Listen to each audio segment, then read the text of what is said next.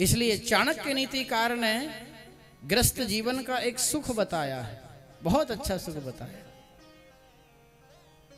चाणक्य नीतिकार ने एक श्लोक लिखा, बोले सानंद सदनम सुतासु सुधिया कांता प्रिया लापनी इच्छा पूर्ति धनम स्वयोसित रति आज्ञा परा सेवका आतिथ्यम हरि पूजनम प्रतिदिनम मिष्ठान अन्नम गृहे साधो संग मुपास तेज सततम धन्यो गृहस्थ आश्रम।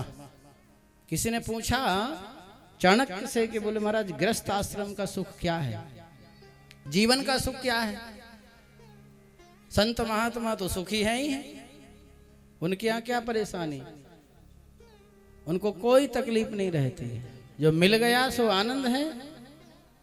हमारे बुंदेलखंड की एक कहावत है कि मूड मुड़ाए तीन गुण है, सर की मिट जाए खाज और खाबे खो लडुआ मिले, ये हमारी भाषा है ना, और लोग कहें महाराज।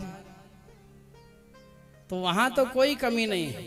एक कवि ने लिखा है कि हम तो संतों की परिभाषा में कि हम तो रमते राम हमारा, क्या धर क्या घर कैसा वेतन, अब तक यों ही इतनी काटी, अब क्या सीखें नव पर पाटी, कौन बनाए आज घरौंदा, हाथों चुन चुन कंकड़ माटी। ये तो संतों की परिभाषा है। पर गृहस्थ का सुख क्या है, जिसके दरवाजे पर संत भी पहुंचते हैं। सबको आशा रहती है गृहस्थ के यहाँ। तो चाणक्य नीतिकार से कहा कि महाराज वो सुख क्या है। तो चाणक्य नीतिकार ने बहुत सुंदर वर्णन किया है कि सानंद सदनम धन्यो गृहस्थ आश्रम।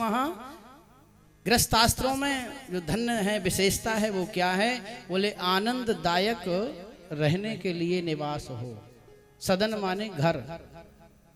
सानंद सदनम सुतासु सुधिया, सुता माने पुत्र और पुत्री, सुत माने पुत्र और सुता माने पुत्री, धी माने होता है बुद्धि। पुत्र और पुत्री यदि हो तो बुद्धिमान हो। मूर्ख पुत्र उपदेशेण और दुष्टा स्त्री भरणेन च, स्त्री के विचार भाव अच्छे ना हो और संतति हमारी दुष्ट प्रवृत्ति की हो, इनका लालन पालन करने से समझिए कि नरक की प्राप्ति होती है। तो सुत पुत्र और पुत्री हो तो बुद्धिमान हो। सुतासु सुधिया कांता प्रिया लापनी, सहधर्मणी भार्या पत्नी हो कांता, तो सुंदर भाषा बोलने वाली हो, कर्कश भाषा बोलने वाली ना हो।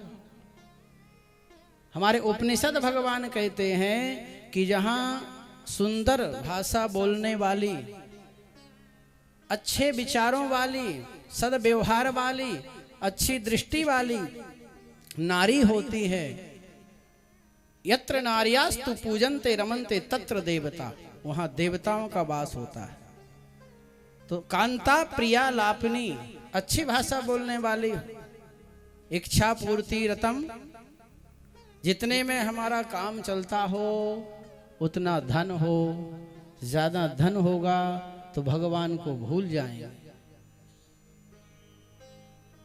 संसार की क्रियाकलापों में ऐसे व्यस्त हो जाएंगे कि मैं हूं सो कोई है ही नहीं, और मैं जहां आता है ना वहीं समापन का क्रम आगे बढ़ने लग जाता है। इच्छा पूर्ति धनम स्वयोसित रति, योसित माने होता है परिवार, अपने ही परिवार में पत्नी पुत्र में प्रेम होना चाहिए। योसित रति, योसित माने परिवार, परिवार मीन्स पत्नी, योसिता। आज्ञा परा सेवका, सेवक हो पुत्र हो तो आज्ञाकारी हो। आतिथ्यम, समय समय पर अतिथियों का आगमन होता रहे। अतिथि के आने से गृह की शोभा होती है। ना तिथि इति अतिथि, जिसके ना आने का समय निश्चित हो ना जाने का समय निश्चित हो, उसको हम अतिथि कहते हैं। अब ये शब्द ही लुप्त होते जा रहा है। जब से हमारा ये मोबाइल फोन चला ना, तब से अतिथि लुप्त हो गया। बताओ है कहीं अतिथि? आपको पता ही ना हो और दरवाजे पर खड़ा हो जाए तो अपने उसको हृदय से भाव के साथ अंदर लेके आना, जल पिलाना, भोजन कराना, 1 दिन 2 दिन रखना और ये मत पूछना कि कब जाओगे।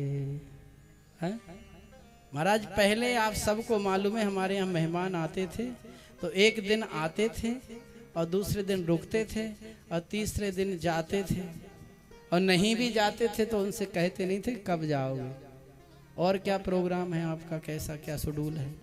ये भाषा है ना आजकल की, तो बेचारा समझ जाएगा शेड्यूल पूछ रहा है मतलब बिल्कुल गड़बड़ है, चलो अब तो बांधो बैग, करो तैयारी।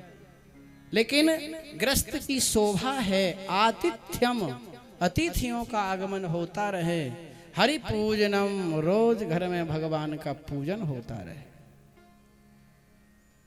हमारे धर्म शास्त्रों में सिर्फ शूद्र को पूजा का अधिकार नहीं है, बाकी ब्राह्मण, क्षत्रिय, वैश्य इनको पूजा का अधिकार है। अपने घर में श्री विग्रह छोटे से लड्डू गोपाल भगवान को रखो, बस ये ध्यान रखना कि 12 अंगुल से बड़ी मूर्ति ना हो घर में। 12 अंगुल से बड़ी मूर्ति है तो फिर मंदिर बनाना पड़ेगा, शिखर बनाना पड़ेगा। 12 अंगुल से छोटी मूर्ति रखो और प्रतिष्ठा कराओ मूर्ति की। बिना प्रतिष्ठा की मूर्ति नहीं रखना। ऐसी तो दुकानदारे भी बहुत रखे हुए, फिर तो उसका भी कल्याण हो जाए। प्रतिष्ठित मूर्ति घर में रखो और रोज उनको स्नान कराओ, वस्त्र पहनाओ, इत्र लगाओ, चंदन लगाओ, फूल तुलसी चढ़ाओ, धूप दीप दिखाओ, भोग लगाओ, आरती करो। हरि पूजनम प्रतिदिनम मिष्ठान अन्नम गृहे, और मीठा बना करके उनको भोग लगाओ। साधो संग मुपासते च सततम धन्यो गृहस्थ आश्रम, और सत्पुरुषों का संग बना रहे। संत महात्मा भी समय समय पर आपके यहाँ आते रहें और नहीं आते हो तो बुलाते रहें। ये गृहस्थ की शोभा होती है। साधु संग मुपासते च सततम धन्यो गृहस्थ आश्रम, वो गृहस्थ आश्रम धन्य होता है जहां ये सब चलता है। और गृहस्थ आश्रम में आप निवास कर रहे हैं तो समझो भगवान की बड़ी कृपा है, आप वहां भगवान का स्मरण करते रहें।